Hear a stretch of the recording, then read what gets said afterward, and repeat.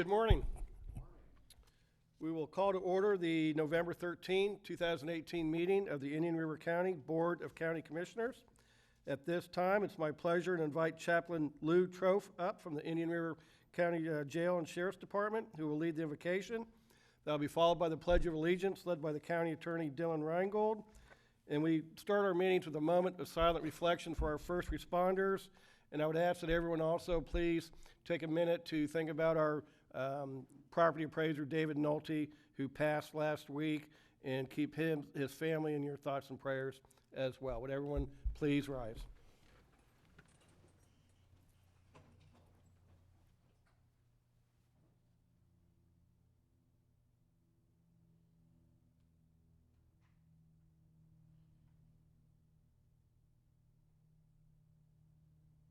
Heavenly Father, we come to you today asking for your guidance, your wisdom, and support as the leaders you have entrusted begin this meeting.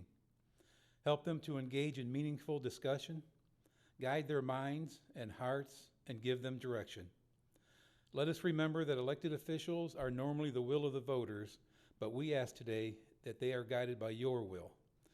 Fill them with your grace and discernment as they make decisions, and continue to remind us that all that is done here today, all that is accomplished, is for the pursuit of truth, for the greater glory of you, and for the service of humanity and our community.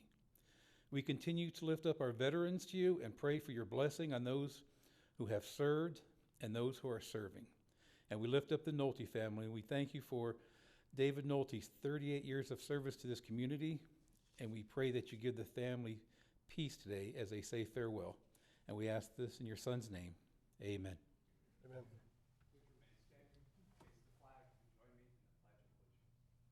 I pledge allegiance to the flag of the United States of America and to the republic for which it stands, one nation, under God, indivisible, with liberty and justice for all. Thank you, Chaplain. Under additions, deletions to the agenda, for those of you in the audience and those watching at home, we are going to take a scheduled break from 10:30 to 2 o'clock, and that is to allow any of the commissioners or county staff that wishes to attend the memorial service for David Nolte, that we will have a break so that we can attend that service. So we will have a scheduled break from 10:30 to 2 o'clock. Commissioner Zork, did you wish to move your item up 14E1 to 10B1? Yes, sir. Thank you. Okay. Commissioners, any other additions or deletions to the agenda? Approve as amended. Second. We have a motion from Commissioner Flesher, second by Commissioner Zork. All in favor signify with aye. Aye. Any opposed? That motion carries 5-0. On the proclamations and presentations, we have a proclamation designating the week of November 14 through 21 as 2018 as Farm City Week. And Commissioner Flesher will be presenting this, and is Ashley Cox in the audience this morning. Oh, there you are. Morning. Come on up. Thank you, Mr. Chairman, and how fitting. The kid farm-fed but raised in Brooklyn gets to deliver this proclamation. I truly appreciated the fruits of our farmers. Matter of fact, little did I know, 40 years later, I'd be moving to the location of where I can bring my prized collection of Indian River citrus, grapefruit symbols that I used to peel off the fruit, and I just used to put them on a box, and here I am. So, yes, very important. The proclamation reads as follows, designating November 14th through November 21st, 2018 as Farm City Week. Whereas Florida's farmers and ranchers help feed the world by producing a bounty of nutritious foods. To do this, they rely on the essential partnerships and urban and suburban communities to supply, sell, deliver finished products to consumers across Florida and around the globe. And whereas rural and urban communities working together have built our nation's rich agricultural resources so that they can contribute to the health and well-being of our country and the strength of our economy. Whereas during National Farm City Week, we recognize the importance of the cooperative network. Agriculture employs more than 2 million workers, including farmers, ranchers, shippers, processors, marketers, retailers, inspectors, and others who contribute to the annual impact of $127 billion to Florida's economy. Whereas, as they perform their daily work, farmers and ranchers preserve freshwater recharge areas, wildlife habitat, and green space. Consumers help farm families maintain their superior natural resources conservation practices by purchasing Florida agricultural products. And whereas Farm City Week activities celebrate the mutually beneficial relationships that support the quality of life that we all enjoy. This week, as we gather and the family and friends around the Thanksgiving table, we count these relationships among our blessings. Now therefore be it proclaimed by the Board of County Commissioners of Indian River County, Florida, that November 14th through 21st, 2018, be designated as Farm City Week, and calls upon all citizens to acknowledge and celebrate the achievements of all those who, working together, produce and supply our community, our nation, and our world with an abundance of agricultural products. Duly adopted this 13th day of November 2018 and signed by all 5 of your county commissioners. Good morning. Would you like Would you to say like to anything? Or? say a few words about anything that's about to happen for Farm City Week? Well, we are actually having a food drive, and we started with a 10-gallon milk challenge that we donated to the Treasure Coast Food Bank, and this week we're focusing on donations that you can either drop off at the Indian River County Farm Bureau or Sebastian Farm Bureau, and it will be donated to United Against Poverty. So at the Farm Bureau that's out west of town on State Road 60? Correct. And people can drop off any food products you like? Any canned food products, boxed food products, pretty much anything. And it goes to United Against Poverty. Well, we appreciate that. They don't have to be from Florida, but they need to be non-perishable. Right. Well, that's great. Okay. Anything else? I think that's it. Thank you so much. Well, no, thank you. We enjoy the products that are grown here in Florida and produced here in Florida and distributed here in Florida. So thank you. Thank you. Ashley, come on up.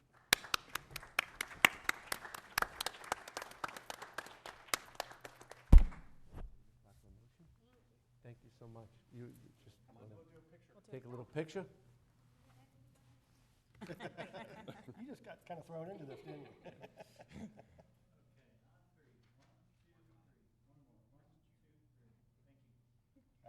Thank you. You're quite welcome. Good luck with everything. Thank you. Thank you so much. Thank you.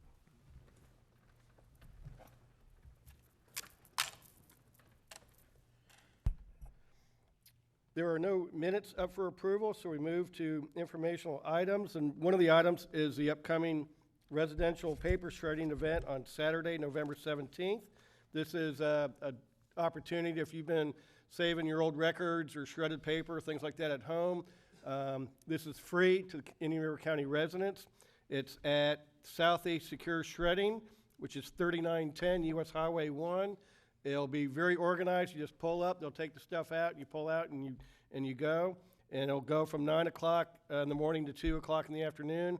So that's this Saturday, November 17th from 9 to 2, 3910 US 1. And that is a free residential paper shredding event for the community. Commissioners, anybody else on informational items? Seeing none.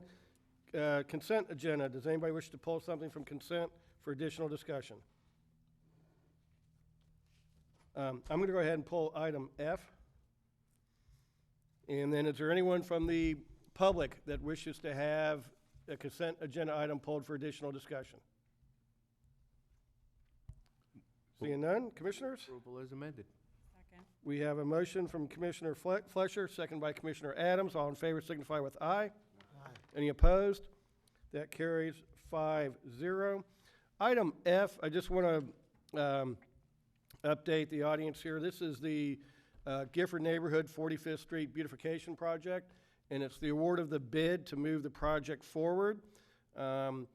This came to us a few months ago, and we only had a single bidder, and the price was about $3.5 million, and so the board at the time determined that was a little too high, so we instructed staff to work on the bid a little bit and send it back out to be rebid. We did actually get, I think, about 7 or 8 bidders on the second time around, and the winning bid was down to $2.3 million. So we were able to reduce the cost of this project by $1.2 million, and just would like the Gifford community to know that we're, I assume we're going to award this bid this morning and move forward on the beautification project. So with that, if a commissioner would like to make a motion to approve this item. Motion by Commissioner Fletcher, second by Commissioner Adams. Any discussion? Is there anyone from the public that wishes to speak to the motion before us? Joe, I can't believe Freddie let you go first. He must be saving up for the end. There's not a microphone he doesn't like. But anyway, good morning, Joe Adelaide, 4570 57th Avenue.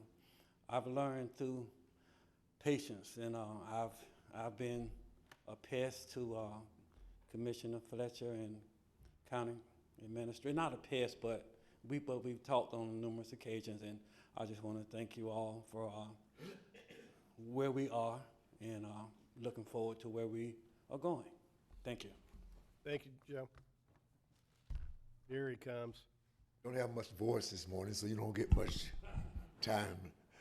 Freddie Woolfolk, 4590 57th Avenue. I just also want to echo what Joe just stated. We really appreciate your tenacity and sticking to this project. And I remember one pastor saying that delayed does not mean denied. And this is one instance of that. So we really want to say thank you. We really enjoy the relationship we have with the county commissioners as well as our county administrator and other staff. And that makes a difference, you know, when we can sit down and communicate and talk. And sometimes we get what we think we should get, and sometimes we don't. But that's life. In a real world, you get everything you want, but this is reality. So I want to thank each and every one of you separately, county commissioners, for all you do, and continue to work with us, and we'll work with you. Thank you so much. Thank you, Freddie. Mr. Chairman? Commissioner Fletcher. I just want to return on that, because even with the pastor's insight and words and the support, I want to say that it was a tough day when we had to say we have to look at this once again, and I know it was very awkward for everybody, but I just want to thank Joe and Freddie for just listening and understanding and saying that we are going to get this job done. And you having the faith that we can get this job done. So thank you. Okay, anyone else wish to comment on the motion? Seeing none, all in favor signify with aye. Aye. Any opposed? That motion carries 5-0. We move to the consultational officers, and up first we have Indian River County Clerk of the Circuit Court and the Comptroller, Jeffrey R. Smith, with his annual fiscal report for the year ended September 30, 2018. Good morning, Mr. Smith. Morning, Mr. Chairman and Commissioners. I'm glad to announce that we are turning back $195,111.12 in excess fees. This is the largest amount that we've turned back, with the exception of the refund of the underpayments from the federal government for the Title 4D back in 2011. This is the largest that we've turned back since fiscal year 2007, before the recession, so I'm pleased. I also want to, again, thank you all for the assistance and the cooperation on the expansion of the courthouse, the courtroom 8, and the law library. So I appreciate everything that your staff is doing there. And again, I like to say thank you to the county administrator and the budget staff for the relationship that we have. That's great. Well, thank you for all you and your staff do too, Jeff. It's a good relationship, and glad to have it. Any questions for the clerk? Seeing none, is there a motion? Motion to accept and approve. Second. We have a motion from Commissioner Fletcher, second by Commissioner Adams. All in favor signify with aye. Aye. Any opposed? That carries 5-0. Thank you, Jeff. Next on the agenda is the annual fiscal report from the county property appraiser, David C. Nolte. As we stated earlier, Mr. Nolte passed away last week. Is there anyone from the office here? Okay. Commissioners, you have the copy of the fiscal report in your backup. Chairman, I move we accept. Thank you. We have a motion from Commissioner Solari, second by Commissioner Zork. Any discussion? All in favor signify with aye. Aye. Any opposed? That motion carries 5-0. Thank you, Commissioners. Next is the Indian River County Sheriff Darrell Lohr with his annual fiscal report. Good morning, Sheriff. County Administrator and County Attorney. On behalf of the Sheriff's Office, we're honored to have a working relationship with the board and the Administrator and Budget Director. And today we're pleased to return about $46,400 to this board. On behalf of the Sheriff's Office and all of the employees, I say thank you. As you know, March 14th, we began school resource deputy positions. We have 28 of those, so our resources have been strained this particular year. But Commissioner Solari and Mr. Brown, thank God Amendment 1 didn't pass. Now we have $4 million for next fiscal year, so thank you and good luck. Any questions of the sheriff's report or his interpretation of future budgets? I think we have avoided a decrease of $3 million and change. Yes, thank you, I'd Sheriff. set my sights for Tallahassee on the decision on how we're going to figure this. All right, Commissioners, your pleasure. Motion, accept and approve. All right, we have a motion from Commissioner Flesher, second by Commissioner Zork. Any discussion? Seeing none, all in favor signify with aye. Aye. Any opposed? That carries 5-0. Next is Indian River County Supervisor of Elections, Leslie Rossway Swan. And let me just congratulate our supervisor.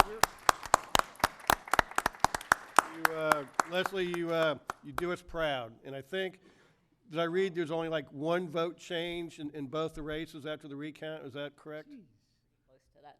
Yeah, okay, and that's just awesome, and I know Commissioner Adams was on the canvassing board this year, and y'all just did a fantastic job, and it's so nice to be able to see in the paper headlines when the other counties are floundering and losing ballots and all kinds of disruption going on, that you could just post your results and say, hey, we're done, it's completed, and everything's good. That's just awesome to represent our county that way, so thank you for a job well done. Thank you very much. And I want to thank you all for supporting my budget because, first of all, if you hadn't approved the new voting equipment, I'd be in the same situation that Palm Beach County is in because that old voting equipment could not do a recount of 3 different races at the same time, so they're in a pickle down there. So I want to thank you, first of all, for that.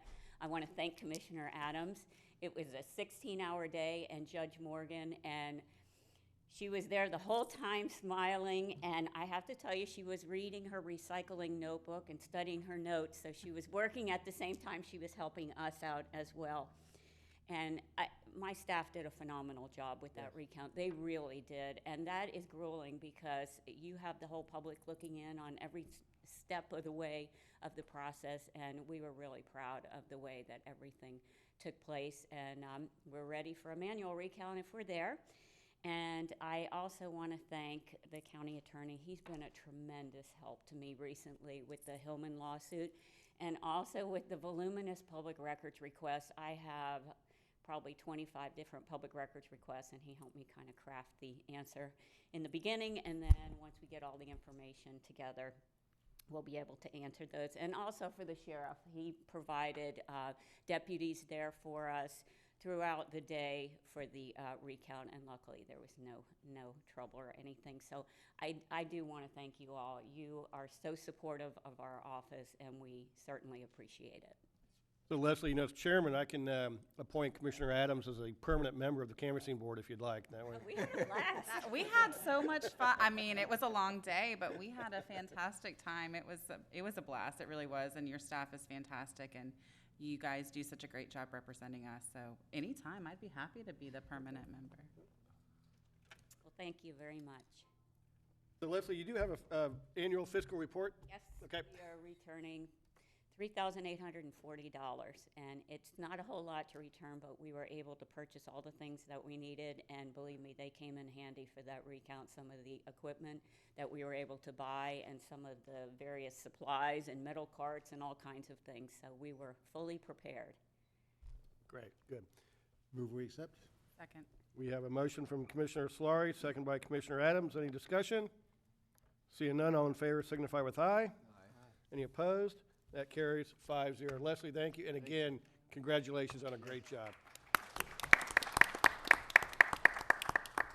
And now we have our Indian River County Tax Collector, Ms. Carol Jean Jordan.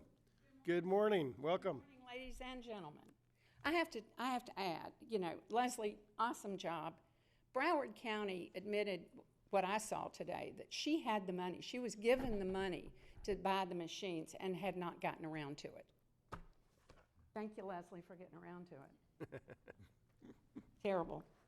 I'm so excited today, and Joe, I need to talk to you on the side, but we're having our Kids Tag Art kickoff this evening at 6:30. Anyone that can join us, we would love to have you. I know we've sent you all invitations, and Joe, just as a side note, you'll be introducing Miss Melanie Capola. I hadn't gotten in touch with you, I'm sorry. So thank you for allowing me to do that. Kids Tag Art is a new project that we have. It was started in Polk County.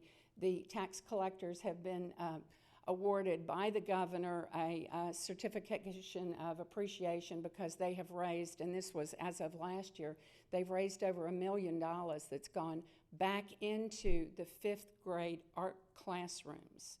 This is a program for 5th graders. They're given a template to draw a design for the front of a tag, or the front of a car, a tag design for the front of a car. And we really had great participation this year with the help of our board of directors, which Joe is on, Tiffany Justice from the school board. Superintendent was very supportive in getting all the teachers together because we did start late. But we're really excited, and we have all our winners coming tonight. We have 37, I think, first and second place winners, and then others that were special awards from our sponsors. So that was, of course, Live Like Coal and Harbor Branch were our primary sponsors. So it's really exciting. It's going to be fun to see the looks on the kids' faces tonight. And we also named the turtle, which is our logo. So that's also another, and that, just so you know, that turtle was designed by a charter school student, Molly Phillips, who also did the mural for us at the West Office. What an immensely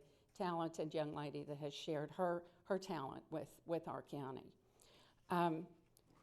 Some interesting things that Eve put together for us this year on transaction counts. And again, we didn't have quite the control and the software to do this, but back in 2008, 2009, we had approximately 129,000 transactions. And in 2017, 2018 year, we had 452,000 transactions. So tremendous difference in what we do in our offices. As you all know, this year, I don't know that you all know, but we've added the TSA pre-check, which allows you to board your airplanes through a different line and hopefully not have to take your shoes off and that sort of thing. We've had a great response to that. I will tell you it's not very easy working with the federal government, but we've gotten through it. They're very, very picky. A customer cannot wait more than a couple minutes.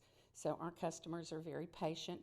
We're also doing state fingerprints, which actually is a better fee coming back to us than the TSA is. And we're doing TWIC cards, and then we hope to complete our concealed weapon license applications at the West Office within the next few weeks. We have part of the equipment, and they've set the servers up. We have worker-friendly Tuesdays in case anybody needs to do, or one of the biggest things with that has been the parents bringing the children over for their road test. And it's nice that mother and dad are able to participate because it's after 5 o'clock and bring the kids where otherwise they were having to work it out in the daytime. That's been a big response on that. And then just people working late that seem to appreciate it. It's just at the main office, but we are open till 7. And our staff has been very good about helping us do that, working late and taking care of, their children and everything that all of us have to do. We started Express Lane a few months ago, which means you can call into our office by 3:30 in the afternoon, and we'll send you, I'm sorry, not call in, it's online. You can apply online for your registration, pay for it free by e-check or use credit card, whichever you prefer. And then if it's by 3 o'clock in the afternoon, we're able to have that ready for you at either our drive-up at the 2 locations or at the Sebastian office. You walk in and pick it up. So that's, I think we had maybe 20 this morning between the 3 offices, so it saves time. It also helps us in keeping people out of the office, which we like to do because it's getting so crowded, Jason, especially over here. Online plate sales you may not know about because that's a statewide program that we've taken on. We started out with Lauren's kids. Mr. Book, as you all know, asked us if we would handle their online plate sales. We do. It's directly through their websites. We're now handling about 25 different philanthropic organizations around the state. Their plate sales have increased greatly frankly, because of the personal service, and there's no upcharge. Some of the companies were charging up to $60 additional for a plate. And imagine, frugal people, even though they may want a UCF plate or something, aren't going to pay those kind of charges. So we've seen great participation with that. Again, it's kind of a public service thing. Our tax roll came over at almost just short of $300 million with a parcel count of 91,660. Ms. Debbie G says that's 378 new parcels. So it's picking up every day with those 1,000 people a day coming into Florida. We're getting our share. I know we can see it on the roads this weekend.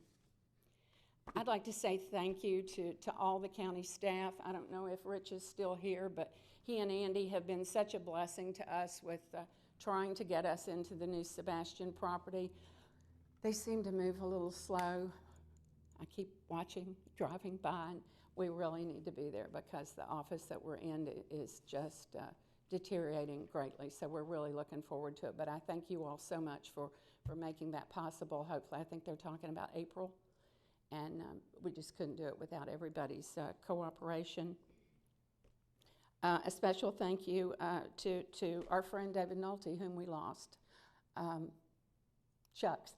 We worked together over these 10 years, hand in hand, tax rolls, E&Is, all the things that he and his staff and Debbie worked together on. A lot of interesting things, a lot of changes, but he will be greatly missed.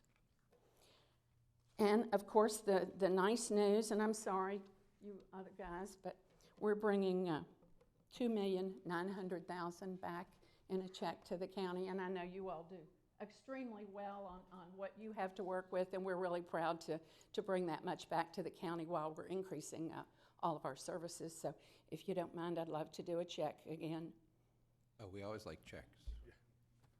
Jason already has it. He's deposited and probably already working on it.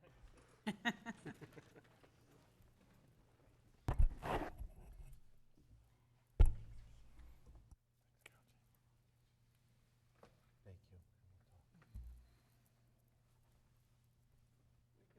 You can just put it right there, yeah. There you go. Perfect. You got it? Perfect.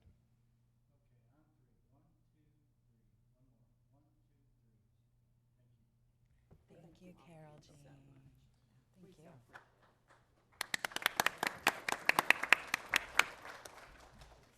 Thank you. Mr. Chairman? Commissioner Zork and then Commissioner Fleischer. Second, I just wanted to give one quick praise report. Within the last week, I've had the opportunity of moving, which requires change of driver's license. My birthday was also coming up, tag registration. And when I got to the counter, I had brought a copy of a utility bill, and she says, well, you need 2. And I said, well, I have one online. She's like, here, email it to this, and she prints it out. And all 4 of those tasks were completed. And I was in and out the door in probably less than 10 minutes, and most of the time I was just waiting for the printer to print the new driver's license card. So your staff does a great job. They get the folks in and out really quick. They're happy. They're welcoming when you come in the door. They just do a great job. Thank you. Commissioner Fleischer. Thank you. Mr. Chairman, I just want to comment because we live in a safe community And we've already given accolades to our supervisor elections, spot on, perfect work. And Carol Jean, I just wanted to say that, you know, looking at all tax collectors' offices are not created equal. You know, your full-service approach over the past few years and incorporating many of these other activities, endeavors, there is a cost factor. But the cost factor is a reduction because other jurisdictions have separate offices to maintain, separate avenues and personnel to take care of to ensure that these services are delivered. But you definitely have made us a full-service tax collection office. And I want to thank you because it's more than the $2 million you returned. You returned a lot more on a day-to-day basis, so thank you. It's due to staff. They do an awesome job, and we thank you all for all your help every day. Thank you. Thank you, Carol Jean. Commissioners, I do need a motion. Oh, accept and approve. We have a motion. We have a motion from Commissioner Zork, second by Commissioner Adams. Is there any discussion? Seeing none, all in favor signify with aye. Aye. Any opposed? That carries 5-0. And thank you again to all of our constitutional officers for the great work they do. Moving to public items, we do not have a public hearing. Moving to public discussion items, we have a request to speak from Kim Gilbert regarding request to waive current impact fees. Good morning and welcome. If you'd just please come to the podium and give your name and address for the record, please. Good morning. I'm Kim Gilbert. I'm the owner of the property located at 1728 and 1730. I purchased the property back in 2008. It was a turnkey preschool. We did our due diligence. Letters were sent to Stan Bowling and Timothy McGrary. Both replied. In good faith, I closed. I'm currently the third owner of that existing preschool, and I'm here today to ask you to please waive the impact fees that were supposed to have been put on more than 16 years ago. When I purchased the property, I thought we did everything that we could. I sent letters. We did everything that you normally do on a closing to ensure that I wouldn't be standing here today. So I'm requesting if you would please waive the impact fees. Thank you. Commissioners, any questions of Ms. Gilbert? Dylan, question for you. This wouldn't be something that would normally show up in a title search or anything, or? I don't know how you would catch an impact. I don't know of anything that gets recorded relating to the impact fees. So I'm not aware of anything. Okay, thank you. Commissioners, any other questions of Ms. Gilbert? Okay, seeing none, Commissioner Zork, you had an item under your matters related to this, so do you want to go ahead and address your item now? Yes, thank you, Mr. Chairman. And stay at the podium, I have a question or two for you. In the backup information, you'll see that prior to 1995, there was 3 residential structures that were on the lot.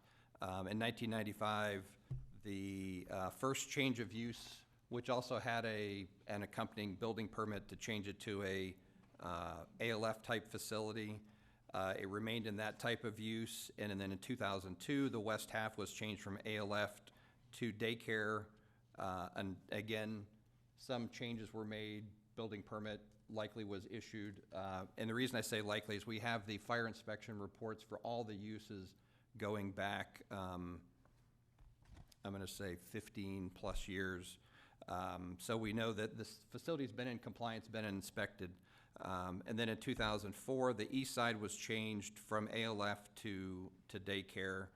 And then fast forward to 2008, when the property was purchased by Ms. Gilbert, there's a copy of a letter, I believe in the backup, that either hers or mine, where they sent a letter to the city and to the county. The county kind of deferred the issue back to the city for concurrency determination, and the city did not have any issues at that time. In other words, there's 3 prior occasions where this probably should have gotten caught either at the change of use or at the issuance of the building permit, but it got missed. Then in 2018, the purchase was done. Then fast forward to 2018, when Ms. Gilbert was looking to do a deck alteration triggered this review, which then triggered that all these past occurrences had happened and the impact fees were never collected, going from single family to ALF to daycare.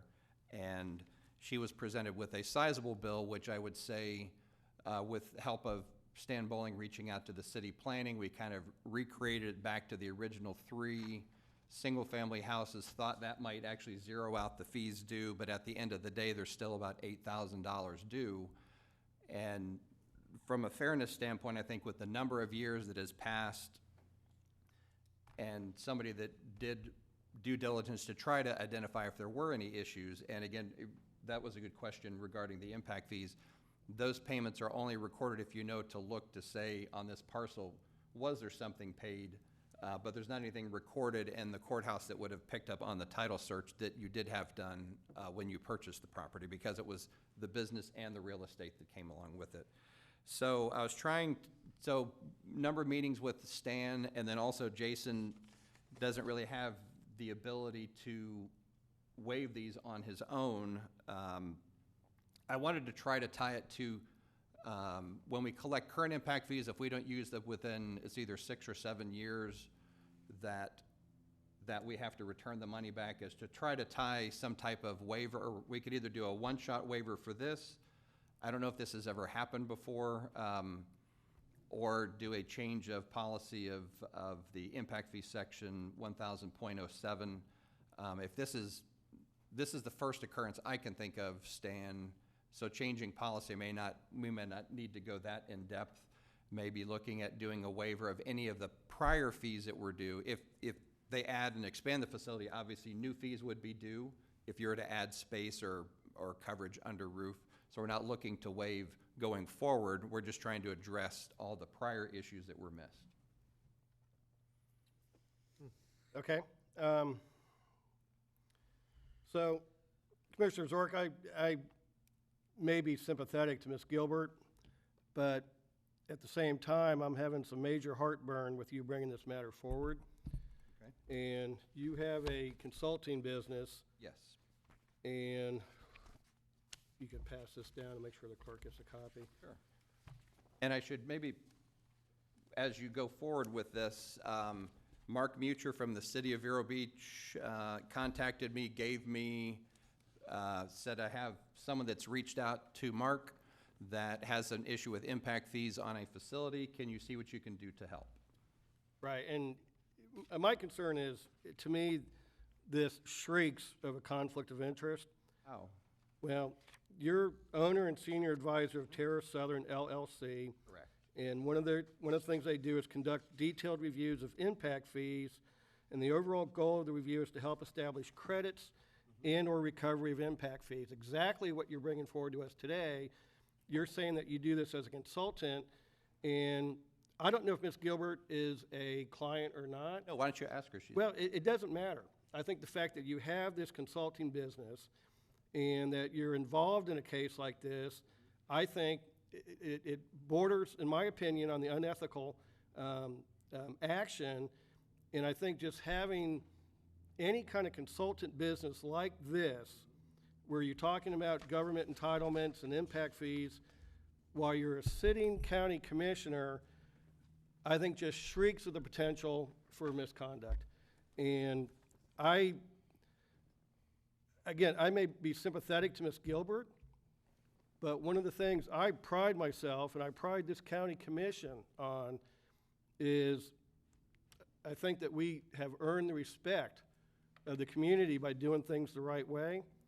And I cannot support anything where I think there may be even a whiff of any type of improper activity. And in my opinion, I'm just one sitting here, but to have these consulting firms as a sitting elected official, I think is wrong, and that's just my opinion. But I cannot be supportive of any item coming forward because of this conflict, whether it's actual with Ms. Gilbert or not. To me, there's too much potential for potential abuse for me to support anything like this.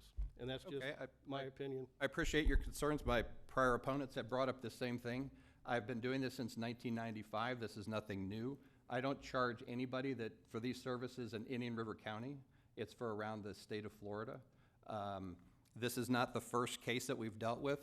Stan can nod his head in Icon Brewery building, missed opportunity with the city to establish proper credits. The medical facility at 27th Avenue and State Road 60, city missed opportunity to apply proper credits. There's probably 8 or 10 that I've been involved with. I just happen to know how to do this. I can't charge anybody that lives here. That would be unethical, I agree. But I'm not going to not do it for somebody that's in Jupiter Island or Orlando or Tampa or some other market where I've been doing this for years for people through my association with the Florida Home Builders Association and Treasure Coast Builders, which I've been a member since 1980. I happen to be good at this. I've pulled about 800 permits and paid impact fees on all those here. I'm probably one that knows how this works better than most. There's some things that I would say Commissioner Solari has unique expertise on. Law enforcement, Commissioner Fletcher. Certain things that Susan has certain expertise on. If they brought something forward because they have specialty knowledge, I don't think that's a conflict of interest. Well, I think all of us have helped out either a landowner, a business owner, or a homeowner with an issue with county government. I think we've all gone to the building department, we've all gone to fire inspection, we've all gone to community development, but to the best of my knowledge, none of us have any private consulting gigs. And to me, that's where the conflict is. And I just think that, yeah, you may have been doing this since '85 or whenever, and you may be very good at it, but to me, that's a decision you got to make before you ran for office, that, okay, I'm either going to not run for office and continue doing this, or if I'm going to run for office, I need to step down from it because there could be a perceived conflict of interest. Okay, let me just pose another scenario. Former chairman and longtime member Dick Bird, commercial real estate person.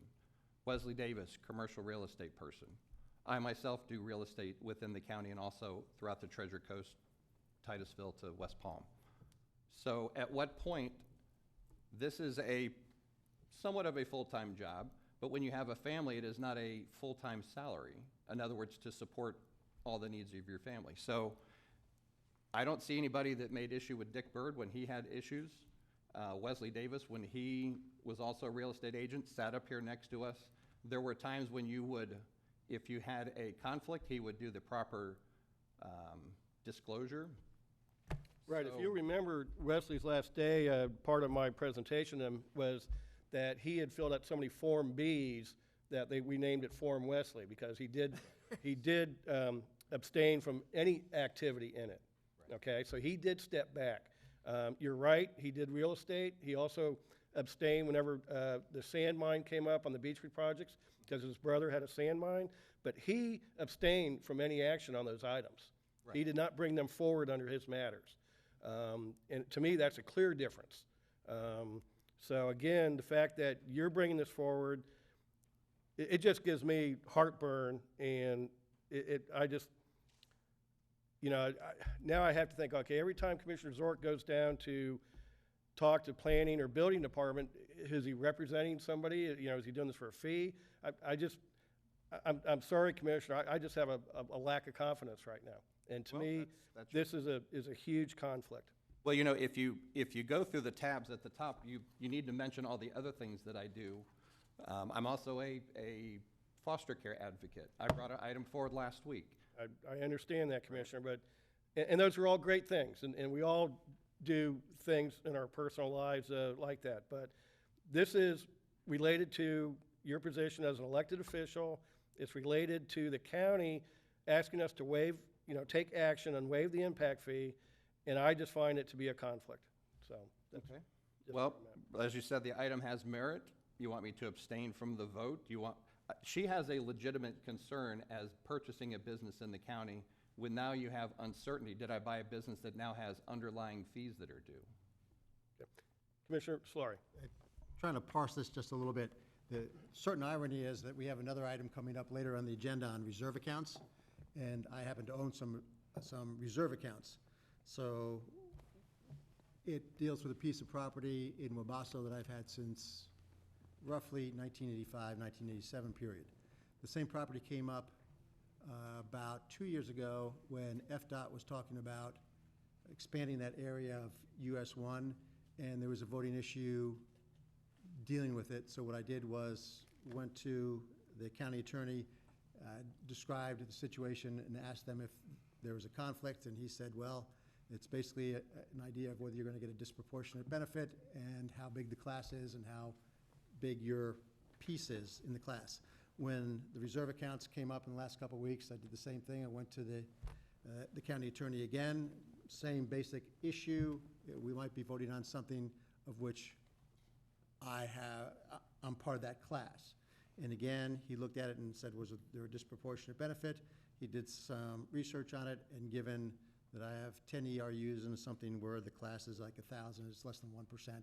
So he said, based on the information received from utilities, your interest is small enough that it's not deemed to be a conflict. So I said, fine, I can vote. But I think that is generally the way to handle it. And before the item, at the start of the item when it came to us, my intent was to say, like I did once before, I have this piece of property, I've talked to the county attorney about it, and he deemed that I don't have a conflict. Because there's a tension. The law, as I understand it, requires you to vote unless there's some reason. And I think that it would have been probably best if the commissioner had actually brought forward at the start of this the potential conflict. I think that would have been the better way. On the information that was passed out to us, I too find a problem with the idea that he's saying he's a impact fee consultant on the same line that he says he's an elected official. I find that to be problematic. But the issue here is that we have a citizen before us that I don't think can be wrapped in with the ethical issue here. So what I'm going to suggest is that we table the item, which actually there's no motion on, so we don't have to, but we ask the county attorney to take a look at it, both from the position of whether there may or may not be a conflict, but then also ask staff, because I hate to have staff give some sort of report today to see what their recommendation is. I mean, if it is as simple as a person bought a piece of property that had multiple uses before, I would have no reason to check on an impact fee.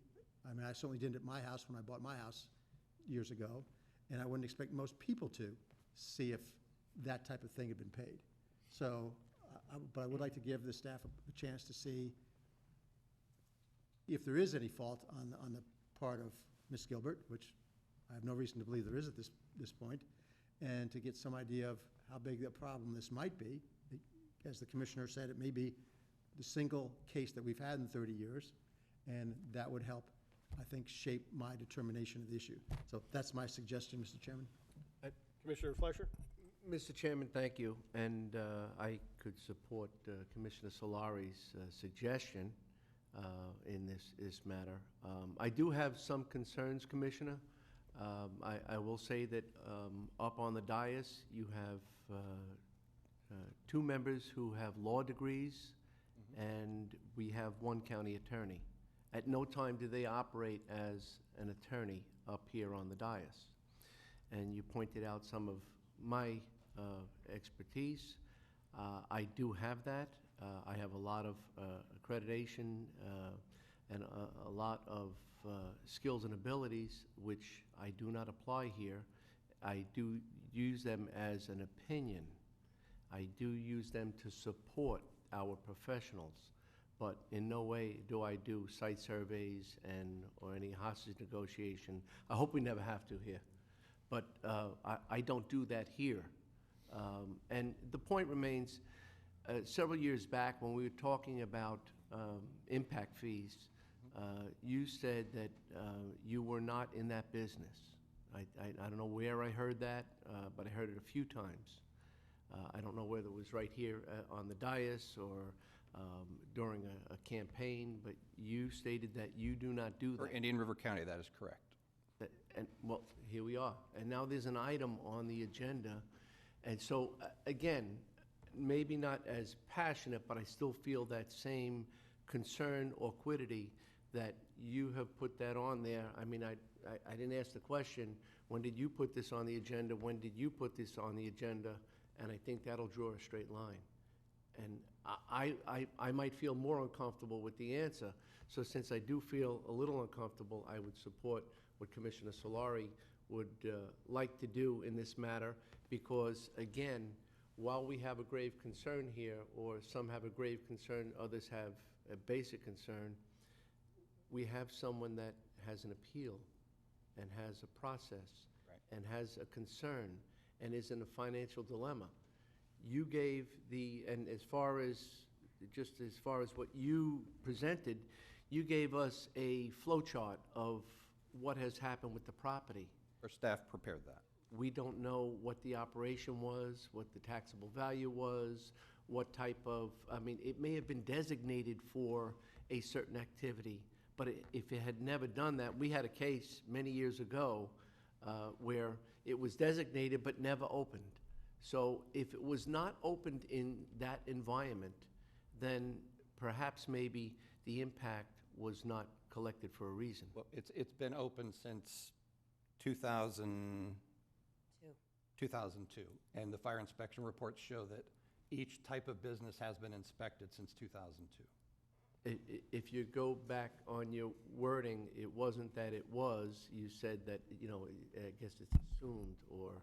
Okay, I didn't want to, I don't want to debate it, but I do If we want to put all support- this back up in the clerk's record, I was trying to just not have her to have to scan an extra 150 pages, but the fire marshal reports are in here, so let's at least put those in the record, if you want to pass those down.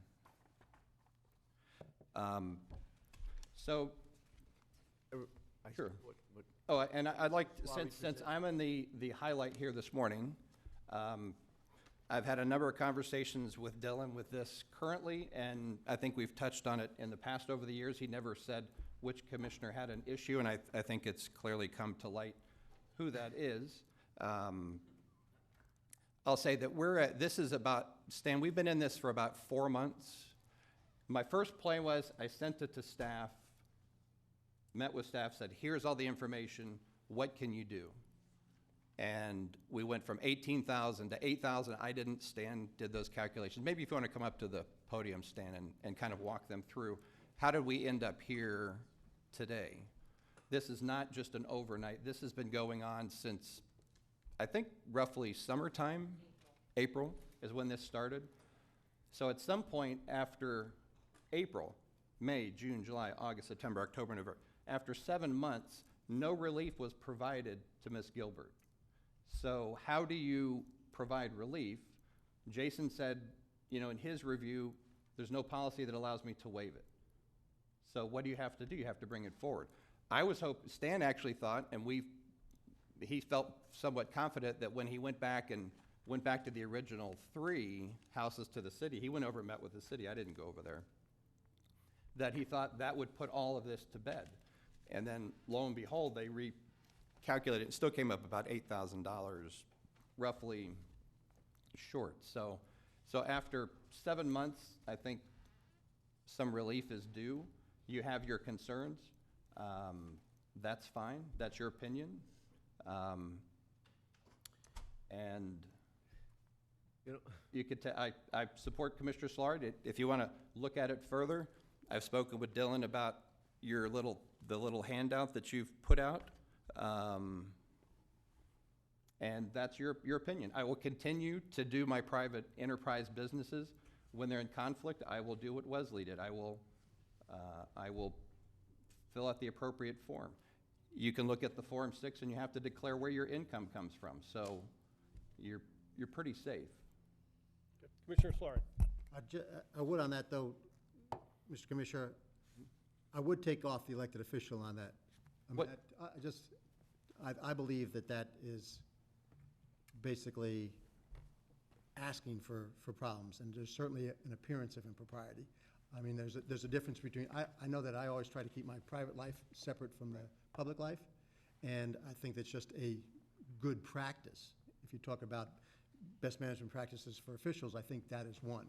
And I think when you join them to that, it's almost asking people in the public to come up to you because of that special combination of expertise in a subject and being an elected official. So I just think it's the best to avoid any appearance of impropriety. So it's not single to you. I mean, I believe we all need to do that type of thing. And it may be just at your own leisure, go to the site. It's a family history site. It covers families, relatives to 1914. So what you see across the top is just goes from family history, where we are today, what I do today, and what my interests are today. So it's not, I see how it's been printed, but take a look for yourself and you make your own decision. And not to beat it down even further, but wasn't there not something on the constitutional amendments regarding something about, post-employment? And I believe that that's one of the main reasons why, again, you don't see many of our former commissioners here lobbying or working or consulting. And if it's a prohibited act post-employment, I have even more of a grave concern if it's during current employment. So actually, your explanation actually heightened my concern. Commissioner Adams.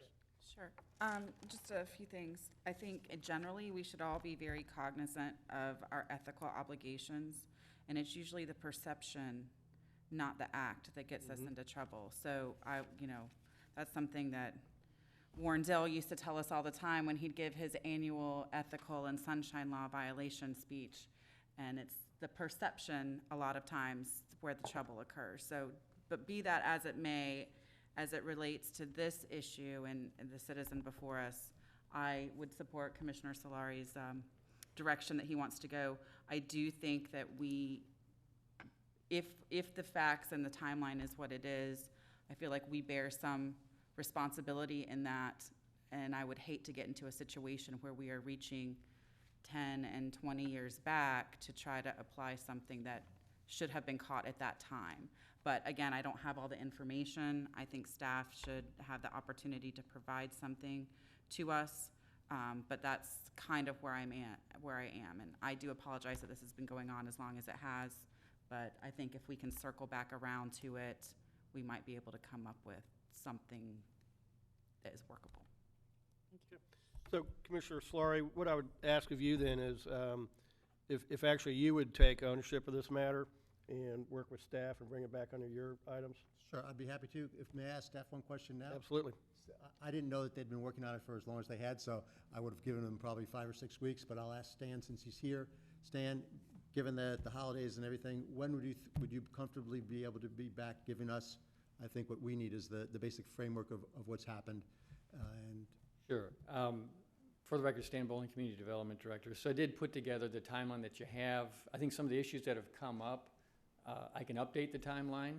I think there are protocols that the city follows that may very well have been followed.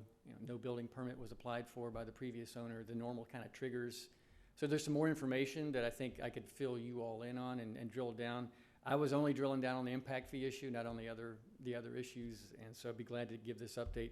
So we could come back a couple of weeks, would be fine with us. Maybe the 11th? 11th would be fine too. And I'd like to ask Ms. Gilbert if that date is something that she's comfortable with. December 11th? Yes, ma'am. I believe so.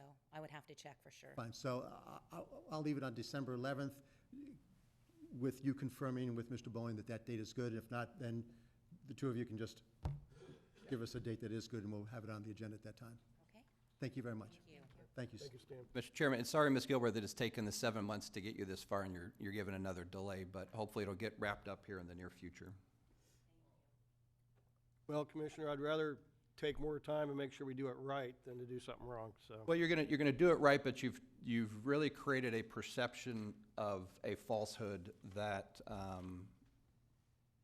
that I'm personally offended by. That you would, I know if I have a conversation with the county attorney and Jason on this matter, I know they can't share my position, but once the item was out, but you have your opinion, and you're entitled to it. So life will go on. Yes, it will. Thank you, Commissioner. So we don't need a vote on that. I think by consensus, we'll have Commissioner Solari bring this back on December 11th, pending Ms. Gilbert saying that that date is still good with her. Mr. Chairman, would you like these pages all put in the public record? Since it's now Commissioner Solari's, I will give it to the clerk That's fine. to scan. Okay. I'm gonna work for it. Moving on to public notice items, we have two. Mr. Reingold, would you do the honors, please? Thank you very much. We have actually two public notice items.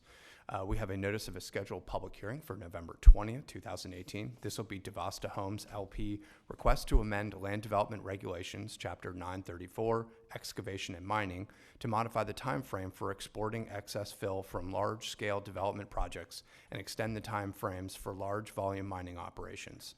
This is legislative in nature. Additionally, we will have a notice of scheduled public hearing for December 4th, 2018. This is county-initiated request to amend the 5-year capital improvements program and the supporting data and analysis of the capital improvements element of the comprehensive plan for period fiscal year 2018-19. This will also be to 2022-23, and this is also legislative in nature. Again, those are public hearings scheduled for November 20th and December 4th. And with that, I turn it back over to the chair. Thank you, Dylan. Commissioners, we are taking a break at 10:30. Under utility items, we have several matters that might take more time than we have. I'd like to go ahead and knock out the county attorney matters at this time, and then maybe we'll start at utilities, and when we get to 10:30, we'll take our break. But is everyone okay taking the county attorney's matters now? Yes, sir. All right, so Dylan, this is the second addendum to the agreement between Indian River County and Redev Group, Inc. And Dylan, if you would kick this off, please. Thank you. Mr. DeBrawl is here for the County Attorney's Office. Morning, Commissioners. Bill DeBrawl on behalf of the County Attorney's Office. Back in June of 2018, the board approved the first agreement with Redev Group concerning Lot 5 at the Indian River Mall. Lot 5 had a conservation easement, or still has a conservation easement covering it, because the endangered plant species hand fern was found on Lot 5. Due to, I don't know, whatever circumstances, the hand fern is no longer found there. So the reason for the conservation easement on Lot 5, which is located just west of the Wendy's on State Road 60 out there by the mall, is no longer in existence. Redev Group approached us about not demolishing, but dissolving the conservation easement, and they would swap other environmentally important properties in exchange for that dissolution of the conservation easement. One of the properties was the Sioux parcel, that's down by Oyster Bar Marsh conservation area on the river. The other one was the Kinner property, which is up by Quadock Road and near the Spoonbill Marsh area. The board approved those two properties as potential swap parcels, and the agreement called for the swap to be completed by December. Then in September, Redev Group approached us and said, well, can we add a third option and include both of the parcels as swap potential for the dissolution of the conservation easement? The board approved that in September of 2018. Now with the second amendment, Redev Group has approached staff again asking us to change only the date of the recording and the sequence of the recording of the various documents. The original agreement called for certain concessions to be made as far as density, tree protection, location of stormwater ponds, and things like that as far as the development of Lot 5. After the original agreement was approved, a sign went up for Lot 5 advertising potential customers of its availability. The current owner of the Indian River Mall then approached Redev Group and said, hey, wait a minute, Lot 5 is mine. I acquired that in the foreclosure sale when I purchased the Indian River Mall at foreclosure. Redev Group disagrees with this. They have title insurance to back them up. They are concerned that it may be a cloud on the title that would discourage possible buyers or tenants for the property. So what they have asked us to do is just change the order of recording of the various documents. that the conservation easement would not be dissolved, would not be lifted until Redev Group goes ahead and records their, excuse me, that they would wait until they record their restrictions, their deed restrictions concerning the density, the tree protection, the location of the water and things like that.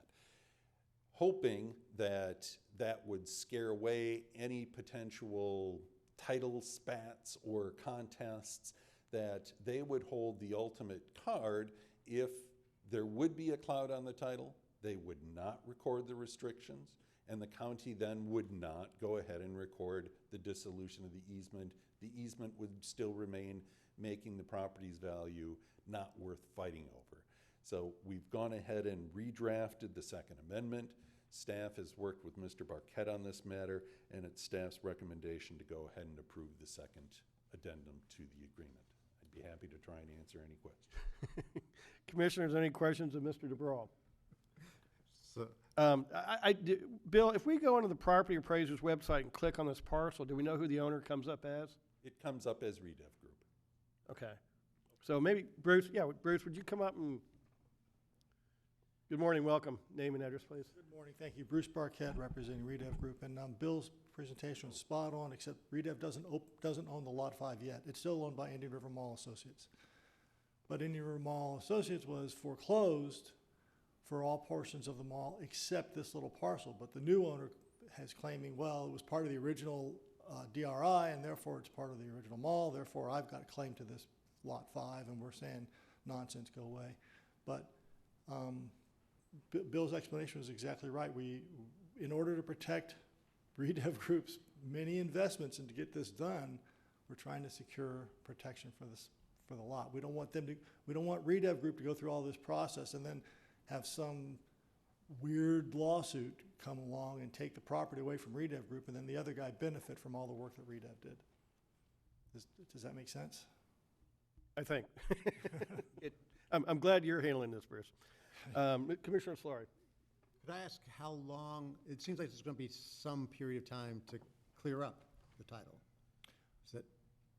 I don't, I think, and Mr. Cataldo is here, I think the idea is, if this is passed, Mr. Cataldo will approach the owner of the rest of the mall and say, look, you don't stand to benefit from this, from trying to take Lot 5, so let's work out some negotiation. We want some access to the ring road without any contest. We want some other things. So we're hoping to get it done within a year. Okay. But if you just limit it to a year, then the mall owner could say, I'll just wait a year and then I'll take your property. Okay, but I mean, so it is somewhat open-ended, and I mean, I don't want us to be in the position where we basically put the property in limbo for the next 20 years. And that's what I wanted to ask the attorneys if. Well, here's the thing. You're getting everything up front. You're getting the Sioux property and the Kenner properties going to the land trust with a conservation easement right up front. That'll be done. So Redev Group will have done its part of the bargain, and you will have enjoyed the benefit of that bargain. Okay, I did not understand that aspect. I understand that. I know I get it. But that part will have already been done. Okay, so it's no risk to us. It's just a matter of whether the. Exactly. Okay. The way we presented it. And you're good with that, Mr. DeBro? I mean, you understand that part? That's exactly it. I mean, the Kenner and Sioux properties will be conveyed no matter what else happens. That part of the agreement And has I'm not good with that. changed. And, you know, one of the strongest things about the Redev Corp's plans is the way it addresses the frontage of Route 60. So I'd rather feel good about going with that. So with that, Mr. Chairman, I'm happy to go ahead and make the motion to approve staff recommendation. Okay, very good. We have a motion from Commissioner Slurry, second by Commissioner Flesher. Any discussion? Yes, just Commissioner one. Zorc? Bruce, you had brought up the ring road question. In the DRI language for the mall, he has to give you guys access. We think so too. Well. Yeah, we agree. we agree. Right. No, that language, I've read it, it's very clear for that parcel and a couple other ones. So I think you're in, that's why you've closed on the property and you're giving it to us because you're pretty confident. We haven't closed on the property yet. We're trying to No, I mean on the Sioux piece and the. Haven't closed on any of them yet, but that will happen within, hopefully, next couple weeks. Yeah, in the next Okay. month. But yes, sir. But yes, that, we agree with your position. Okay, any other commissioner comments? Dylan, you good, or, okay. Is there anyone from the public, anyone else in the public wishes to comment on this motion before us? Okay, seeing none, we have a motion by Solari, second by Flesher. All in favor signify with aye. Aye. Any opposed? That motion carries 5-0, and that was under 13A, County Attorney Matters. Thank you. Commissioners, we'll go back to utilities now. We'll take item 1, which is a valve machine trailer unit. Good morning, Vinny. Morning. For the record, Vincent Burke, Director of Utility Services. I would suggest, due to some of the time constraints, that we maybe handle the first 3. Those are pretty straightforward, and then the other 3 are a little bit more in depth and require some presentation. So the first 3 is item 12G1, which is the valve machine trailer unit. As we noted in the agenda, we have over 17,000 valves throughout the distribution system, over 900 miles of water pipe that we have to maintain. And for safety reasons, for water flushing regions, and for guidelines from the American Water Works Association M44 manual, it states that there's field operations for testing, maintaining, and exercising the valves, so that if you have an emergency, you know that it's going to be able to shut down that water to make the repairs as necessary. So in fiscal year 18-19, we have an approved capital outlay budget of $69,500 for the equipment purchase of the valve machine / trailer unit. This is a pretty unique piece of equipment, therefore staff is requesting board's authorization for a sole source due to some of the items that we had identified. 1, for the need for water quality, 2, for the AWWA guidelines, 3, for repetitive injuries that could be avoided using the valve system instead of manually chaining these valves, as well as some of the several patents that we had included in the attached agenda item backup. Funds for the project are in the capital account and the operating fund. Operating funds are derived from the water and sewer sales, and staff is recommending that the Board of County Commissioners waive the requirement to bid and authorize the purchasing division to issue a purchase order for the purchase of the valve maintenance machine trailer unit, as well as any ongoing repairs or replacement parts through the distributor EH-WATS. Certainly available for any questions. Thank you, Vinny. Commissioner Zork. Yes. What other services or things do we buy from EH-WASCs? Anything else from them? Not to my knowledge, no, but we've seen these guys up at the Florida Section AWWA. They have a pretty good unit. We've been able to get our hands on it. In fact, some staff are headed up to Orlando after the holiday Thanksgiving break, so we're going to ask some questions and get with the distributor. But right now, I believe we're only asking for this particular valve maintenance machine. And did you get any prices from anybody else, or did you just get the price from them, or did you kind of roughly? We had talked to other utilities that have success, and they use this type of machine. So based on the level of service that they've gotten from this company, based on the, again, the patent pending ability to change out the valve nut that sometimes corrodes that sits in there, there's a way to actually change out a square nut that's come rounded, then you can't put a valve key on there.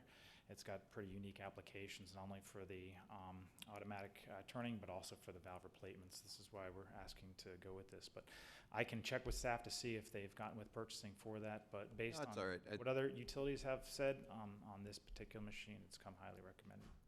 All right, thank you. Thank you. Any other commissioners? Okay, your pleasure. Mr. Chairman, happy to move staff recommendation. Second. We have a motion from Commissioner Solari, second by Commissioner Flesher. Is there anyone from the audience that wishes to comment on the motion before us?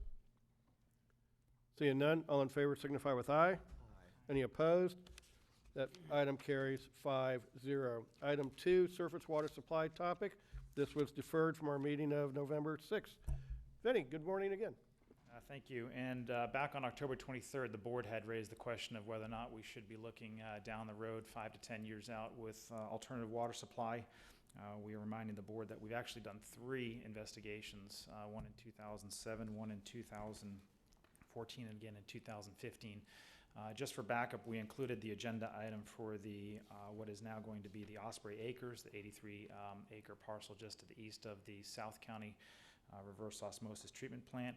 We detailed some of the investigative analysis with respect to wetlands, with respect to the soils classifications, with respect to the permeability, and have outlined some of those items in the agenda item as well. So I think that certainly staff is looking at some alternative water items, and we are looking to continue to do so.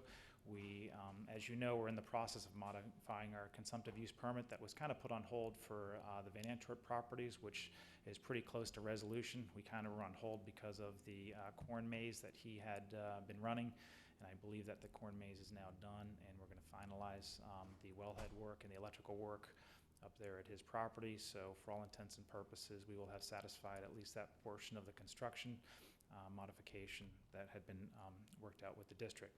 And now that that is done, we are looking to then go back and try to submit for the CUP. We still have some ducks in a row to be able to finalize it since it's been a couple of years.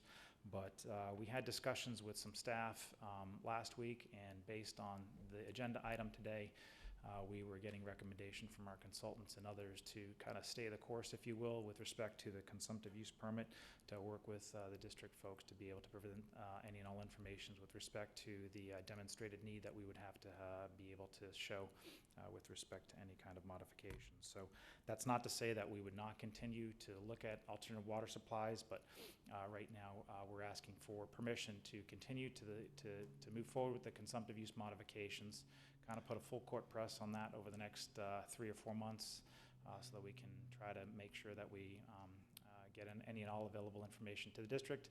And then from that, look at obviously some alternative water supply, which may include but not be limited to things like indirect potable reuse, surface water reservoirs, which have been talked about, as well as perhaps even drilling deeper to a much different water quality type through the Avon Park below the Upper Florida Aquifer, which is considered an alternative water supply. So we need to be able to do our due diligence with respect to alternative water supplies that are not just necessarily tied to some of the surface water, which are very expensive.